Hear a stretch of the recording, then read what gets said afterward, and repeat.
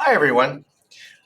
In today's lesson 3.8, we are going to show you a new way to prove triangles congruent. So let's change this right off the bat. We're not going to prove right triangles. We are going to prove them congruent. And it is called the HL Postulate. What does HL stand for? Stay tuned. We will get to that. I promise you one thing, it does not stand for head lice. That would just be gross. But before we get into that, let's do a warm-up problem where we apply what we used in yesterday's lesson 3.7, the angle side theorems. So in this problem, we want to look at this diagram and we want to find the value of x and y.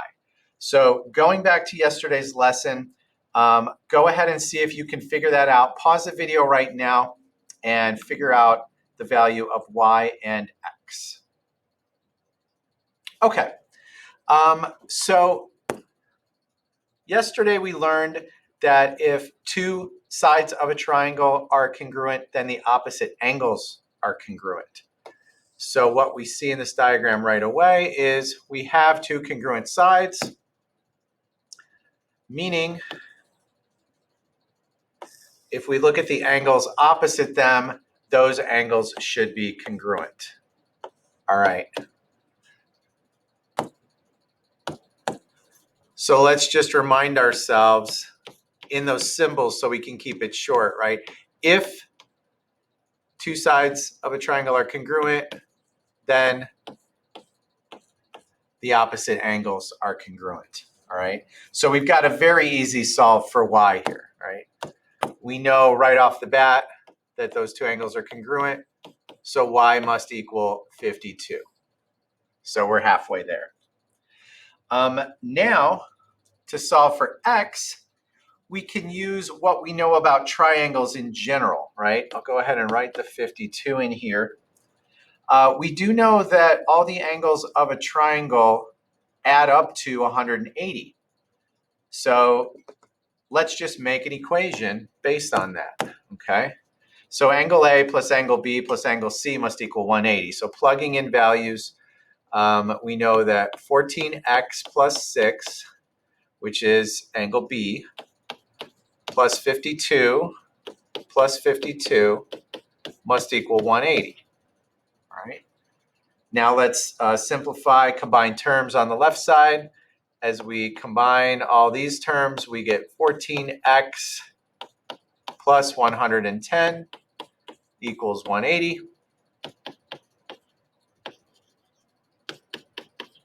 As we do some quick solving, we see that 14x equals 70. And then we get x equals 5. Okay? So that's just a good application of yesterday's theorem in solving for a couple of values for x and y. All right, now let's move on to the main course. Let's start out by refreshing our memory on some of the terminology involved in a right triangle.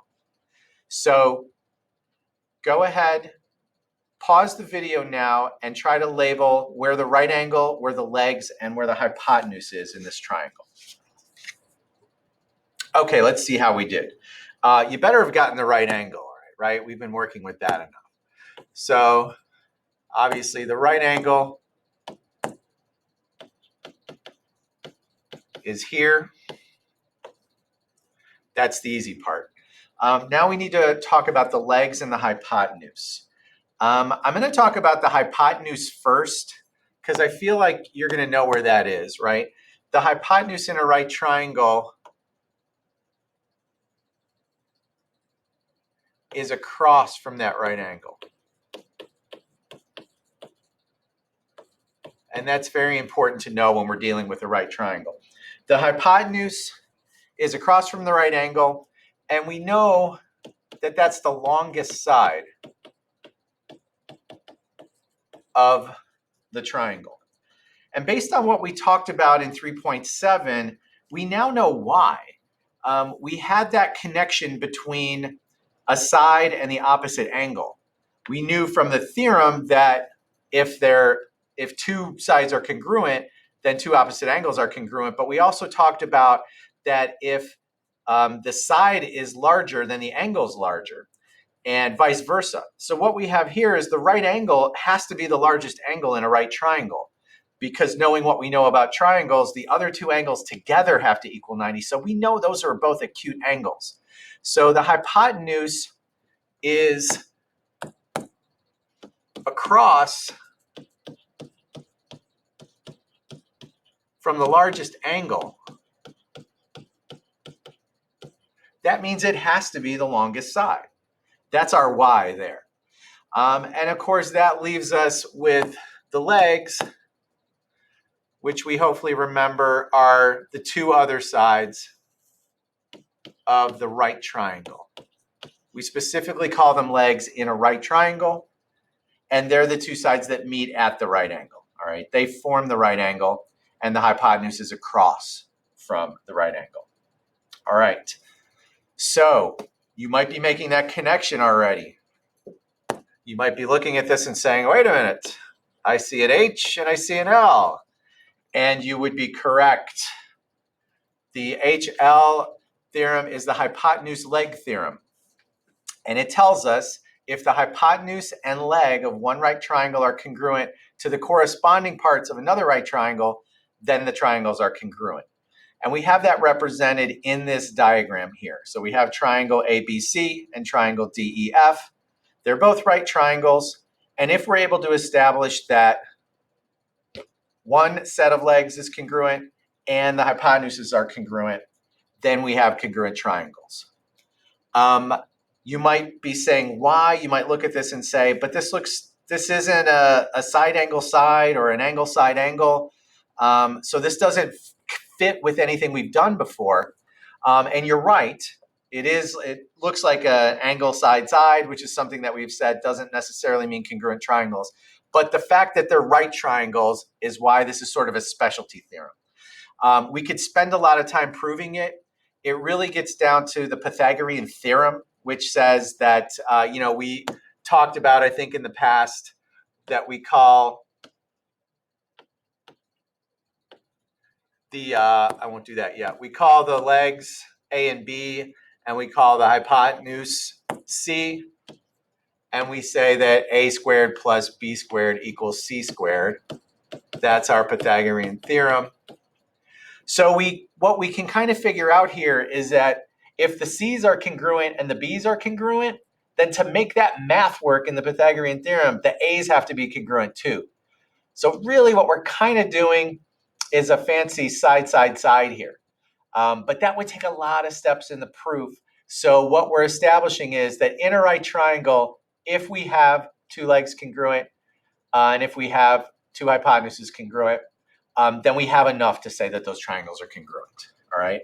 And here's how we're going to represent that in the reason statement of the proof, all right? Just as we did SSS or SAS or ASA, we're going to do HL here for our reason. The only difference is going to be we're going to need 4 numbers in this proof.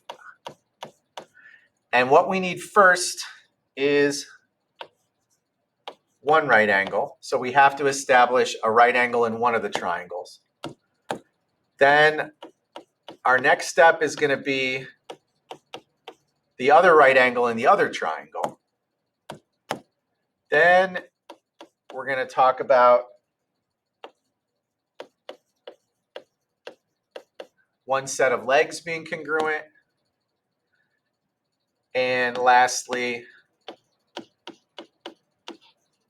we're going to talk about the hypotenuses being congruent. Okay? So that's our 4. So this is the big difference between our other methods and our new method here of proving triangles congruent. We do need those 4 steps. Okay? All right, let's apply this to some sets of diagrams. So we're going to look at these 4 sets of triangles, and we're going to determine 2 things. Number 1, can they be proven congruent based on the information we see on the diagram? If they can, what theorem would we use? So go ahead and pause the video right now and see if you can work out these 4 solutions. Okay, let's see what we got. So I'm looking at the first set of triangles in number 1, I definitely see right triangles first off, right? So I see right angles. I see those legs that I just marked. And then I also see the opposite side of the right angle. So that's a hypotenuse, all right? So that should have led us to a yes. And then that's HL. One important thing to know in a proof, all right? Write yourself this note. When we're using HL, we do not need that statement that proves the right angle's congruent. In HL, we do not need to prove the right angle's congruent, okay? It's just enough to say that they are right angles in the proof. All right, let's look at number 2 now. That's already color-coded pretty well. So as I'm looking at it, I do have 2 right triangles, but I do not have the hypotenuses congruent. So that eliminates HL right there. But what do I have? I do have congruent angles, an included side, and another set of congruent angles. So I can see that this is going to be a yes, but this is going to be angle side angle. Okay. Important note in angle side angle, we do need to prove, so we must prove that the right angles are congruent in this one. So if we're doing a proof and we're using ASA, we do need to add that extra step with the theorem that if 2 angles are right angles, then they are congruent. All right? Okay, let's move to number 3. Looking, we have right angles. That's great. We have a different set of congruent angles. That's great. Okay, that's 2 things so far, but I don't see anything about side lengths at all. There's no way here in this diagram to determine what the side lengths are. So what else do I have? I do have vertical angles. These angles are across from each other. They were formed by 2 intersecting lines there. So I do have 3 sets of congruent angles. But if we remember from our original discussion of proving triangles congruent, that's not enough, all right? So this one cannot be proven. We just don't have enough to go by. We remind ourselves there's no AAA for proving triangles congruent. Just doesn't exist, okay? All right, so finally looking at number 4. Again, I've got 2 congruent sides. I do have a right triangle, so the right angles are congruent. And I got another set of congruent sides. But as we noticed, these are both sets of the legs that are congruent, not the hypotenuse, all right? So this does not fall under HL. We can say yes because this is a good side angle side. So we can prove them congruent, but again, we've got to look back to number 2 and do the same thing. Since we're not using HL, we must prove the right angles congruent in our proof if we're doing this as a proof, okay? So there's some different examples, just highlighting the differences between HL and ASA or SAS. All right, now let's go ahead and do this in a proof, all right? So looking at our diagram, we've got 3 givens, and we're looking for a conclusion statement. I want you guys to try this one out. So go ahead and pause the video right now, see how far you can get, see if you can get to the end, and then we'll come back and we'll work it out together step by step. Okay, welcome back. I hope you were successful in getting some good steps, maybe getting the whole proof, maybe getting part of the way there. This is a little bit of this can be a difficult proof because as I look at it, and I'll go ahead and write the first given. So circle O is a given. And I know right off the bat, my mind automatically goes to, if they give me a circle in a diagram, something's going to be happening with radii. All right, there's going to be two radii that are congruent. I've got that filed away, and I'll get to that later. But now I'll just jump to these other two givens, which deal with perpendicular segments. So segment YO is perpendicular to segment YX, and also segment ZO is perpendicular to segment ZX. And again, I want to think. Whenever I see perpendicular, boy, my mind automatically goes to right angles. So I'm going to be doing something with right angles and something with congruent radii. I know that. But at this point, I'm unable to exactly mark up my diagram yet. So I want to look at this and see that, all right, my end game is I want to prove these two line segments congruent, YX and ZX. But everything we've been doing is with triangles, right? This looks like a kite or something. We don't have any ways to prove kites congruent, do we? I don't think so. So we need to do something here. And when you don't see triangles and you think you need them, remember, you're allowed to draw. Let your inner artist free here. And let's go ahead and draw a line segment that can turn this kite into two triangles. How about this? Wow, two triangles. Okay, I do have to account for this in the proof. So when you draw something on the diagram, you write a step that you drew it. So draw OX, segment OX. And the reason we can do that is if there are 2 points,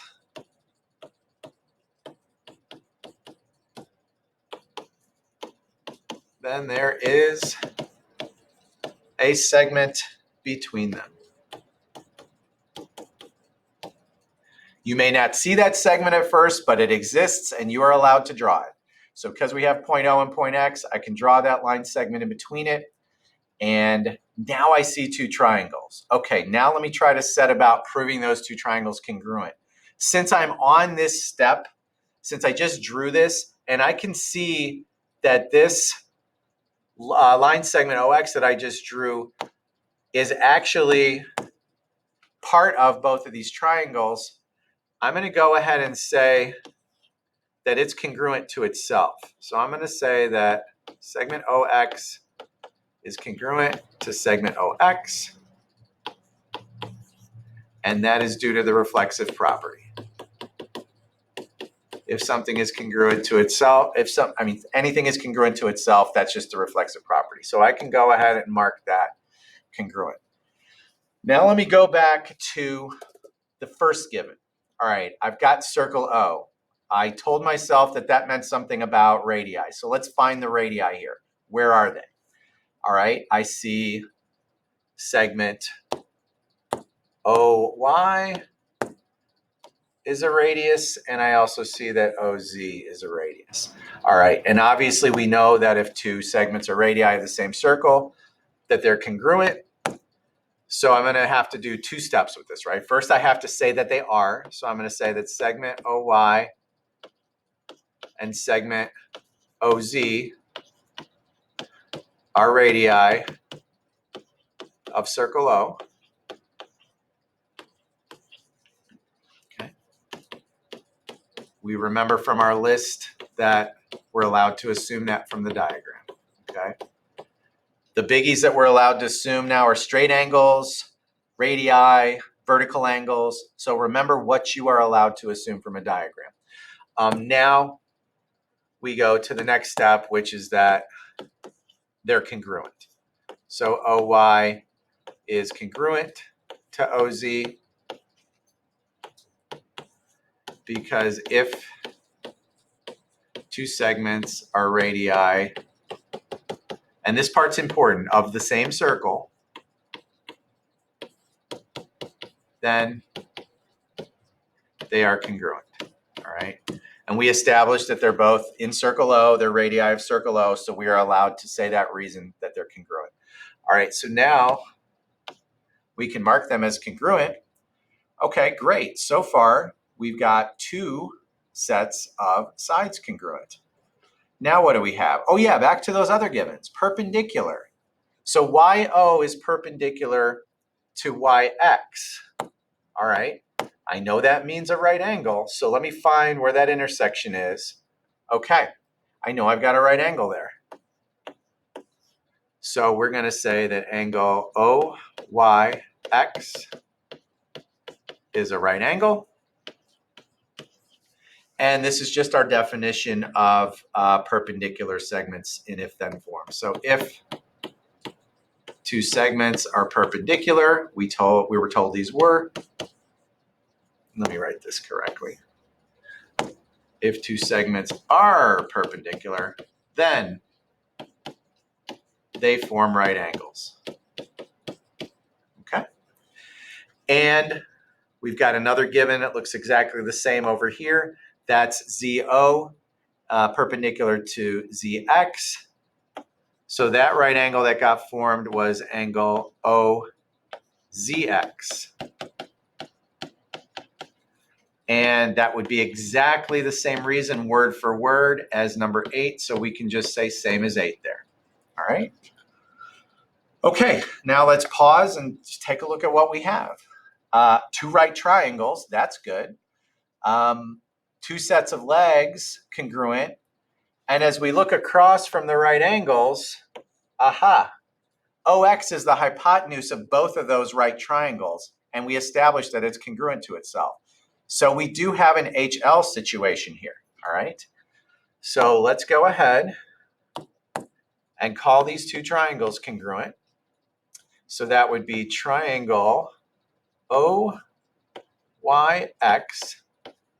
is congruent to triangle OZX. And that's going to be our new theorem here, the HL. But we've got to make sure, remember, we need 4 steps, right? So let's go back and figure out where all those steps were. Where did we have the two right angles? Right here. Here's one step that was a right angle. Here's another step that was a right angle. All right. The radii were the legs. So here's the step that told us that the legs were congruent. And then the hypotenuse was this step here, the reflexive step. Okay. So there's our 4. So number-wise, we're talking about 5, 7, 8, and 9. Now we've proven those two triangles congruent. And we talked about needing triangles congruent because now as we look back to segment YX and segment ZX, those are the other two legs of these triangles, so they are corresponding parts. So we are ready to say that segment YX is congruent to segment ZX, and we're still writing this out at this point, corresponding parts of congruent triangles are congruent. And that is that. Woo! Nice 11-step proof.